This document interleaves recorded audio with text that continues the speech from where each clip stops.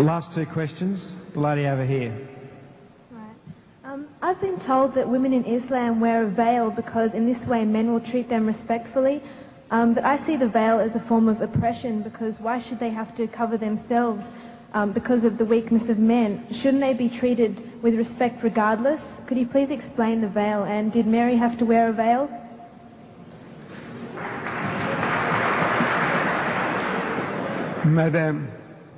Madam, your Bible says, your holy Bible says, Paul is telling you that the woman must cover her head, that the woman who doesn't cover her, shave off her hair. Your Bible says that.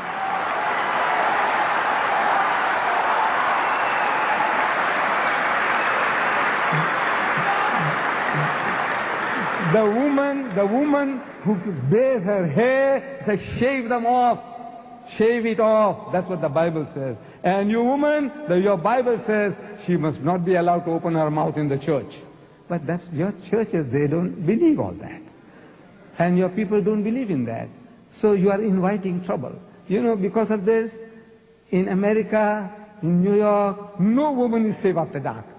No woman is safe. In France, during daytime, women have been raped in the street, and people just walk by, looking the fun. Say, oh, maybe they're enjoying themselves. Woman is being raped. No. I said, you are inviting it. Look, this modesty, the nuns, the nuns, Roman Catholic Church. Nobody gives them a second look. If Mary, the mother of Jesus, came along, you won't give her a second look. But my dear sisters, those women on your Gold Coast at Scarborough and all that with bikinis and tangas and G-strings, look, sure.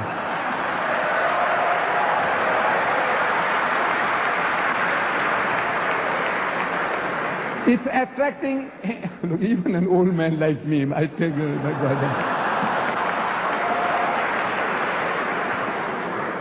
If I went there, I tell you, I'll be burning inside.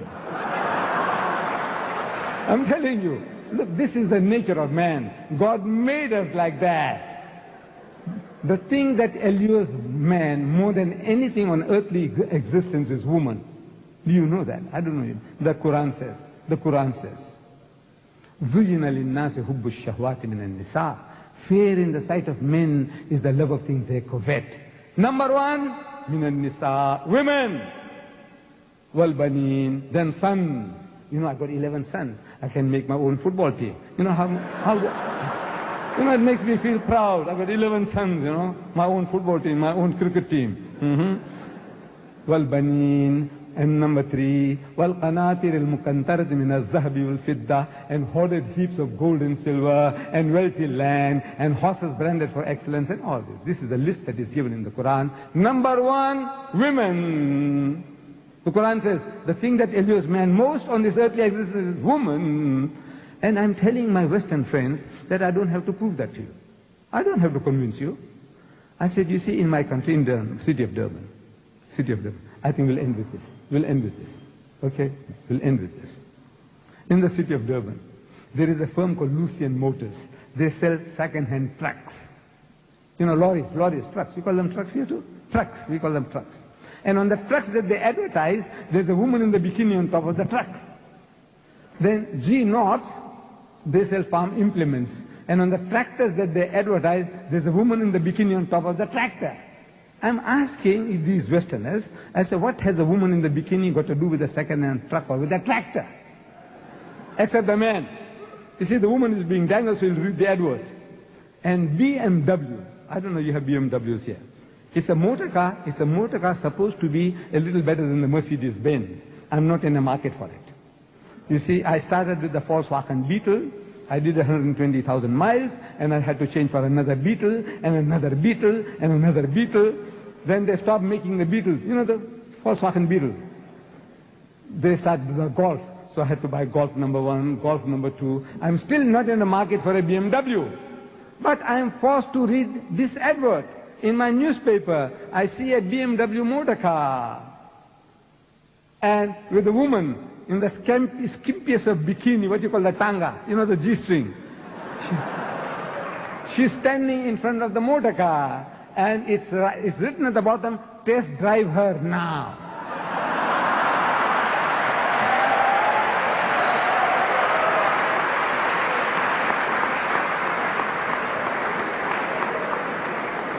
I'm asking the woman of the car. The woman is buying the car.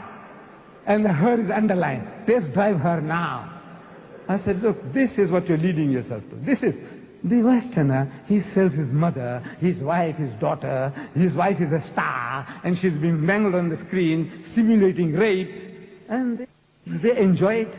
You enjoy your wife being simulated. It's not real rape, but you know it's simulated. You can see everything about it. She's being raped, your mother, your wife, your daughter. And you enjoy, your wife is a star. So, sick. No, alhamdulillah, praise be to God. We haven't come to that sickness yet, we Muslims. We try to keep away from it. This is your pleasure, your privilege. We have no right to force you. But we say, you are playing with fire, my child, and you're going to pay the price. You're paying the price now, and you will pay the price.